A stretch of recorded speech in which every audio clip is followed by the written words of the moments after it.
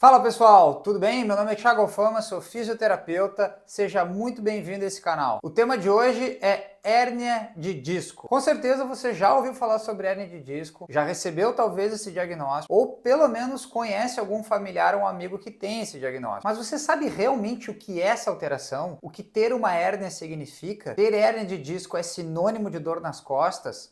Ou eu ter uma dor forte nas costas significa que eu tenho a hérnia de disco? Quais são os principais sintomas de uma hérnia de disco? Qual o tratamento da hérnia de disco? E quando devemos nos preocupar? Então assista este vídeo que nos próximos 10 minutos eu vou explicar tudo que tu precisa saber sobre hérnia de disco. E se você já conhece alguém que tem esse diagnóstico, encaminhe esse vídeo, aproveita para se inscrever aí no canal, deixa suas dúvidas e comentários aqui embaixo. Bom, primeiro vamos entender o que é um disco intervertebral. Como o próprio nome diz, disco intervertebral é uma estrutura em forma de disco. Nós temos entre as vértebras de praticamente toda a nossa coluna. Essa estrutura ela serve basicamente para absorver a tensão que os movimentos da coluna geram. É como se fosse um amortecedor de tênis. Esse disco ele fica localizado entre os corpos vertebrais de cada vértebra e esses corpos vertebrais eles vão variar de tamanho, sendo que na coluna cervical eles são menores e conforme a gente vai descendo pela coluna, eles vão ficando maiores. Consequentemente, o disco acompanha esse tamanho,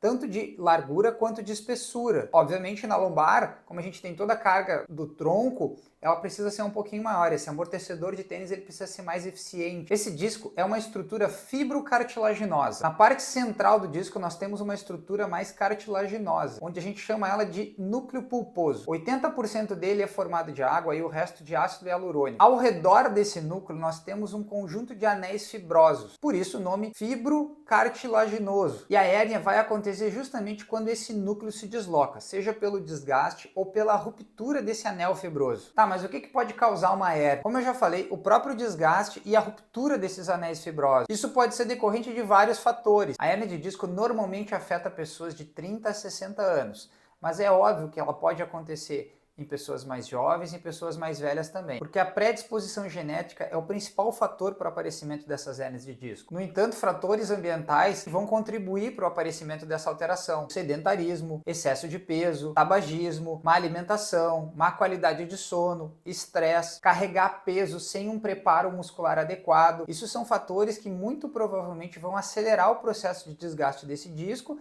e, consequentemente, pequenas rupturas nesse anel fibroso ou até a ruptura completa, fazendo com que tenha o aparecimento de uma hérnia. Normalmente esse processo acontece mais na região posterior e lateral do disco, principalmente porque nessa região lateral ele tem menos estruturas que sustentam esse disco. Na região anterior da coluna a gente tem um ligamento um pouco mais espesso, então é um pouco mais difícil disso acontecer. Na região posterior ela vai em direção à medula, que fica entre as vértebras. Ela passa num canal que fica na região posterior, ou na região lateral, onde ele vai em direção, às vezes, à raiz nervosa dos nervos que saem da medula. A gente pode ter basicamente 3 tipos de hérnias. Como vocês estão vendo aí na imagem, a gente pode ter uma hérnia protusa, eu posso ter uma hérnia extrusa ou uma hérnia extrusa com sequestro ou sequestrada. Na primeira imagem, vocês estão vendo uma hérnia protusa, ou como a gente chama de protusão discal, que é quando não temos nenhuma ou pequenas rupturas do anel fibroso. Então eu tenho só um deslocamento ali do núcleo, talvez por um desgaste acentuado ou pelo processo degenerativo desse disco. Na segunda imagem, vocês já estão vendo uma hérnia extrusa, que é quando a gente tem a ruptura total desse anel fibroso. Na terceira imagem, vocês estão vendo uma hérnia extrusa com sequestro ou sequestrada, que é quando temos uma ruptura completa do anel fibroso e frequentemente com ruptura do ligamento longitudinal posterior, quando ela se desloca para trás. Isso acontece o extravasamento desse núcleo pulposo para fora do disco e pode inclusive se desprender do disco. E apesar dessas hérnias extrusas aparentemente serem mais graves porque são maiores, elas também têm uma probabilidade maior de serem reabsorvidas pelo organismo, principalmente quando tem um sequestro. Mas quais são os principais sintomas de uma hérnia de disco? Eu posso ter uma dor na coluna, na região onde está acontecendo essa hérnia, no caso da região cervical vai ter uma dor cervical, região torácica uma dor torácica, e lombar, uma dor lombar. Eu posso ter uma dor na região do ombro, do braço, antebraço ou mão, quando eu tenho uma hérnia cervical, porque ela pode estar comprimindo as raízes nervosas que vão em direção ao braço. Ou eu posso ter uma dor na região posterior do meu quadril, lateral, coxa, perna, até o pé, se a hérnia for na região lombar. Essa dor irradiada, ela tem que respeitar o trajeto do nervo que a hérnia está gerando a compressão ou o processo inflamatório. Alguns estudos demonstram que quando a dor é decorrente da hérnia, eu posso ter a dor no braço ou na perna maior do que na coluna. O paciente pode apresentar também parestesia ou formigamento, diminuição de sensibilidade, alteração nos reflexos e perda de força muscular. O que a maioria das pessoas não sabe é que ter uma hérnia não é sinônimo de dor nas costas. E o tamanho da hérnia também não é determinante para o diagnóstico. Como eu falei anteriormente, o disco intervertebral é uma estrutura fibrocartilaginosa e ela não é inervada. Consequentemente, ela não vai provocar dor. Então a dor e os outros sintomas, eles vão depender se esse disco, se essa herniação está irritando ou comprimindo alguma outra estrutura, como a medula espinhal ou as raízes dos nervos que saem da medula, ou quando, por exemplo, acontece o processo de herniação, a ruptura desse anel fibroso e gera-se ali um processo inflamatório. Eu vou ter uma alteração química que vai gerar a experiência de dor. Eu tenho dor nas costas, no meu exame de imagem apareceu que eu tenho uma hérnia. Quer dizer que a minha dor pode não ser dela? Vários estudos demonstram que essas alterações dos exames de imagem, essas discopatias degenerativas, protusões e herniações discais são muito comuns na população assintomática. É aquela pessoa que não tem queixa de dor nenhuma. Se eu pegar várias pessoas na rua que não têm queixa de dor, colocar num exame de ressonância magnética e olhar esses exames, eu vou identificar várias alterações e a pessoa não sente absolutamente nada. Nós vamos identificar essas alterações em pessoas a partir de 20 e poucos anos e conforme o envelhecimento isso vai ser cada vez mais comum. Só para vocês terem uma ideia, eu vou usar o exemplo da lombar. Apenas 5% das queixas de dores lombares têm relação com essas alterações identificadas nos exames. Ou seja, a maioria das pessoas, de 90% a 95%, que tem dor nas costas,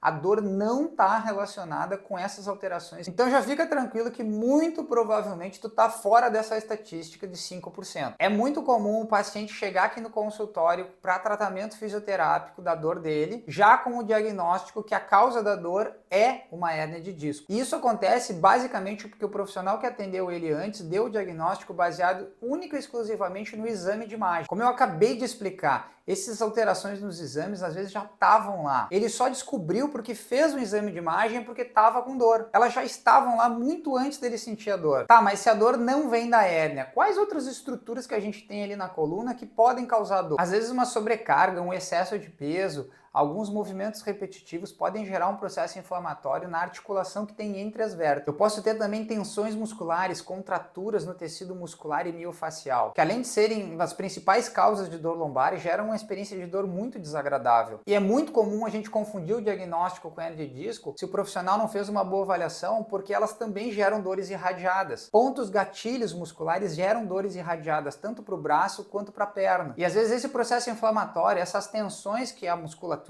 mesmo pode gerar, pode irritar algumas estruturas nervosas que estão em volta da coluna e o paciente, ou o próprio profissional, confundir isso com uma hérnia. Por isso que é sempre muito importante o profissional não se basear única e exclusivamente nos exames de imagem, mas também numa boa avaliação física, numa boa entrevista. Existem vários mecanismos fisiológicos da dor. E para você aí que não assistiu o vídeo que eu fiz explicando a dor, clica aqui no link que vai aparecer em algum lugar do vídeo ou aqui na descrição. E como eu falei anteriormente, o profissional da saúde ele precisa fazer uma boa avaliação. Essa avaliação ela vai comparar os achados nos exames de imagem, a uma anamnese, a história clínica do paciente e a uma boa avaliação física, onde o profissional tem que avaliar mobilidade, força, reflexo, sensibilidade, além de associar testes provocativos, onde ele vai justamente provocar as estruturas nervosas para saber se realmente essa hérnia é a causa da dor. E caso o profissional que te atenda não faça uma boa avaliação física, eu já te aconselho a pedir uma segunda opinião. É claro que existem alguns casos muito graves onde o exame de imagem e uma simples conversa já vão definir o diagnóstico, principalmente quando o paciente tem uma perda de força do braço ou da perna muito forte, muito abrupta, ou ela vem progredindo de forma bem rápida, ou também quando esse paciente perde o controle sobre os esfíncteres, ele não consegue mais controlar o xixi nem o cocô. Nesse caso, o paciente ele deve ser encaminhado para um hospital para uma avaliação neurológica mais específica. Mas tirando esse caso, o profissional da saúde ele tem que realizar uma boa avaliação física. E qual que é o tratamento da hérnia de disco? Em primeiro lugar, a gente sempre opta pelo tratamento conservador, que contempla fisioterapia e uso de medicamento. Todo paciente com hérnia de disco deve fazer fisioterapia. Na verdade, todo paciente com dor nas costas deveria fazer fisioterapia. Eu não sei qual o seu conhecimento ou experiência com fisioterapia, mas eu estou falando de um atendimento com um profissional extremamente qualificado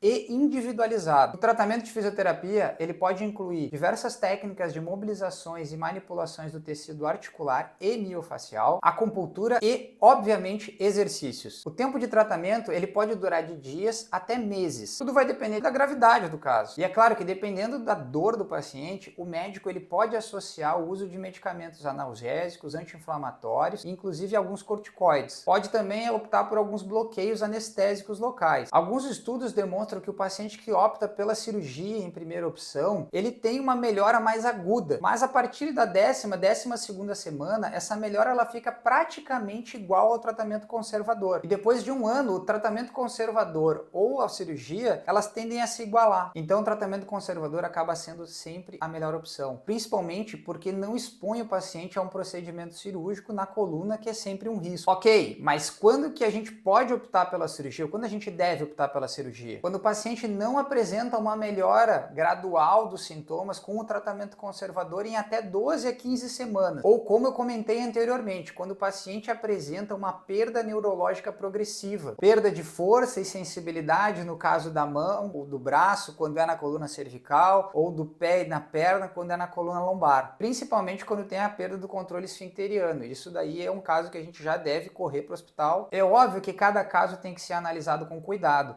principalmente porque a gente está falando da qualidade de vida de um paciente. Ele pode estar sofrendo com a dor há muito tempo, não está conseguindo dormir, e isso estressando demais ele. E todos esses fatores podem acentuar o processo de dor. Então, em algumas vezes, sim, a gente vai optar pelo procedimento cirúrgico. E só pra gente finalizar aqui o vídeo, eu queria te lembrar de algumas coisas. Ter uma hérnia não te limita de fazer absolutamente nada. Você pode fazer qualquer tipo de esporte ou atividade física. Musculação, treinamento funcional, crossfit. Eu posso correr, andar de bicicleta, jogar bola. Não tem limitação. Claro que com bom senso, sempre respeitando os limites do seu corpo, tendo descanso apropriado, uma alimentação apropriada, sono apropriado. E se aqueles sintomas que eu falei mais sérios não estejam presentes. Eu espero que vocês tenham gostado do vídeo. Deixa seu joinha, curte, compartilha, deixa os comentários e dúvidas aqui embaixo. Valeu!